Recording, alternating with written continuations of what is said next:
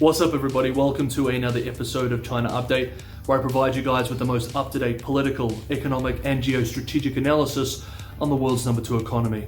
My name is Tony. Let's jump in. For months now, we have been discussing how the Evergrande triggered housing crisis and general attempts by the central government to deleverage the real estate sector was always going to put tremendous fiscal pressure on local governments, especially with the real risk of a collapse in land sales, a critical source of local government revenue. Speaking to Japanese-owned UK-based Financial Times this week, one municipal official in northern China's Hebei province's provincial capital expressed privately, quote, "The real estate downturn has taken a huge toll on the local economy.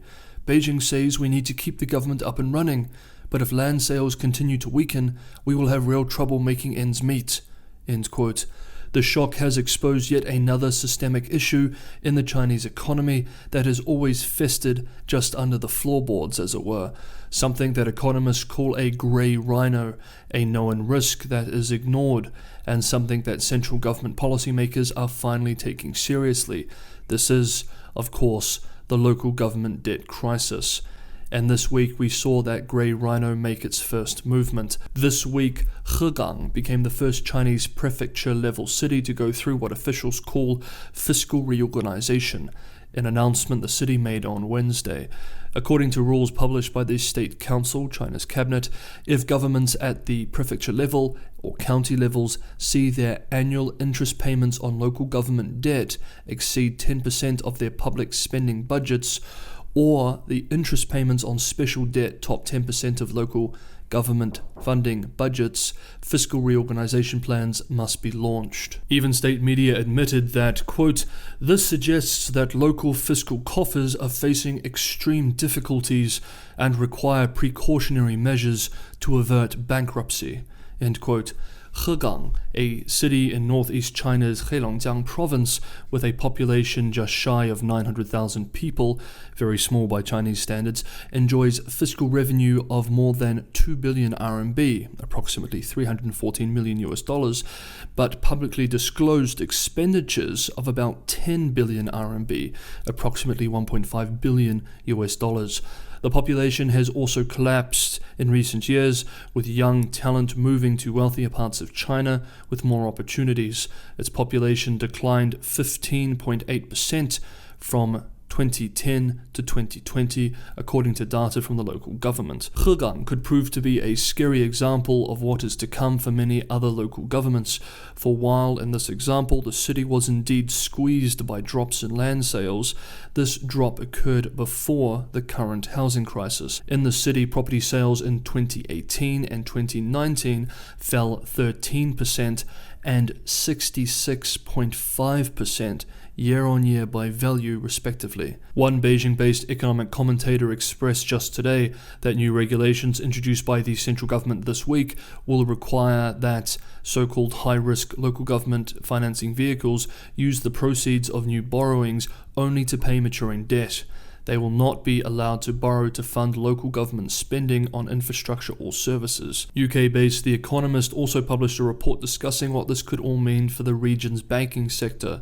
Quote, "The destitution is also raising concerns about the region's banks, the combined assets of which amounted to 15.8 trillion RMB, $2.5 trillion in September. Bad debts are already higher in the northeast than in other areas of China.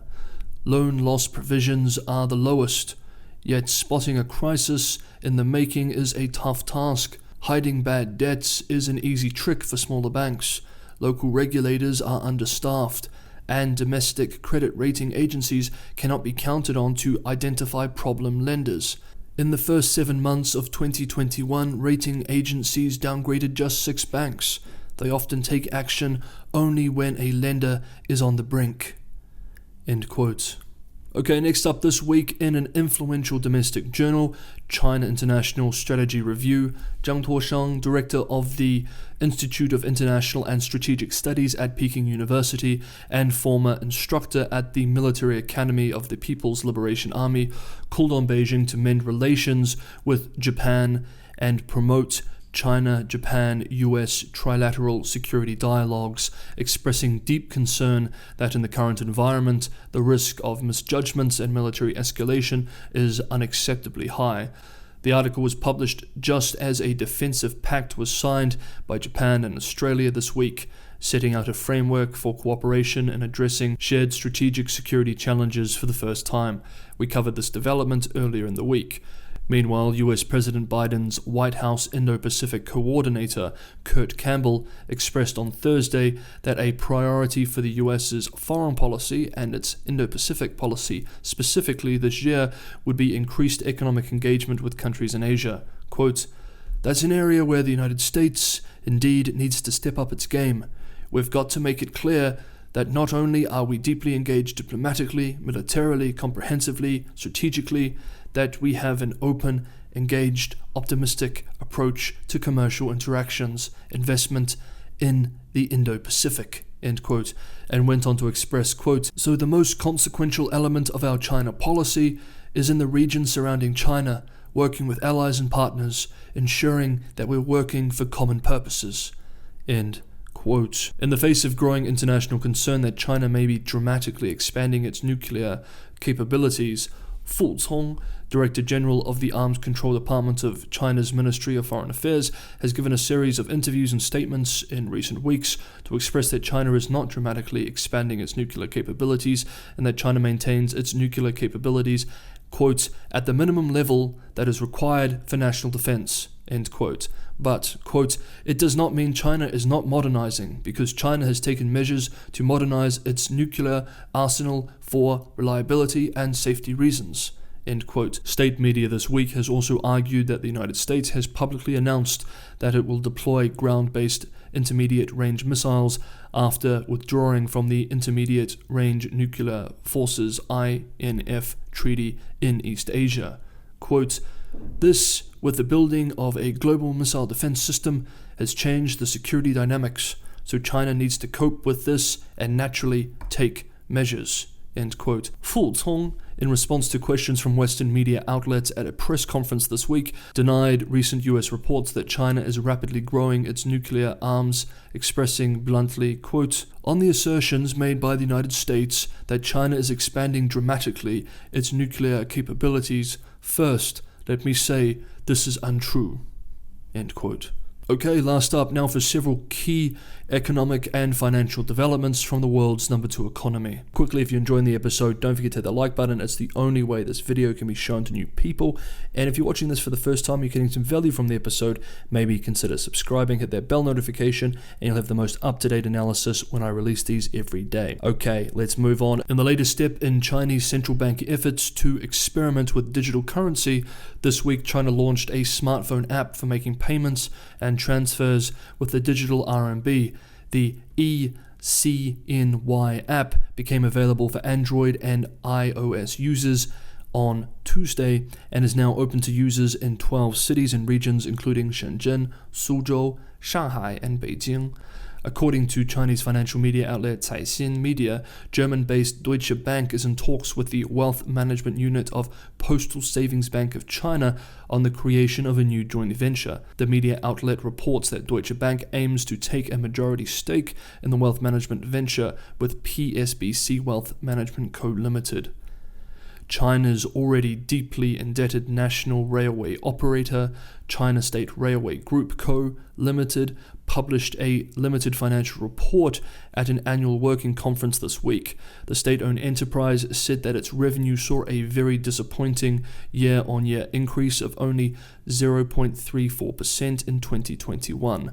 And let's keep in mind that 2020 was not a good year for them either. On Friday, yesterday, state media outlet Nanfang Daily announced that China is spending upwards of $5 billion to build its first so-called free trade port for data in Nansha district of the southern city of Guangzhou. The Hong Kong-based South China Morning Post reports that the Nansha International Data Free Trade Port, identified as a key digital infrastructure project by local and state governments last year in 2021, will be China's trial project for cross-border data transfer, powered by a global network of undersea cables planned for the district, again, according to this publication.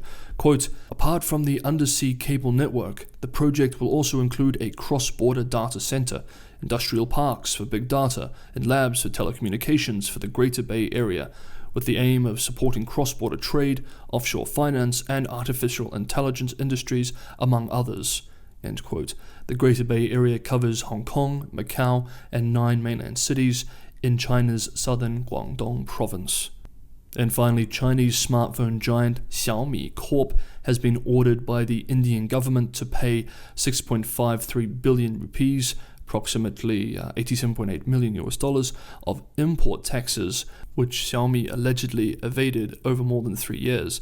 Xiaomi, which surpassed Huawei last year to become China's largest smartphone maker, objected to the demands and is seeking to challenge the order. Hey guys, I'd love to hear what you thought about some of the updates we covered in today's episode, so throw your comments below. Always love hearing from you. Thank you for watching. I'll see you next time.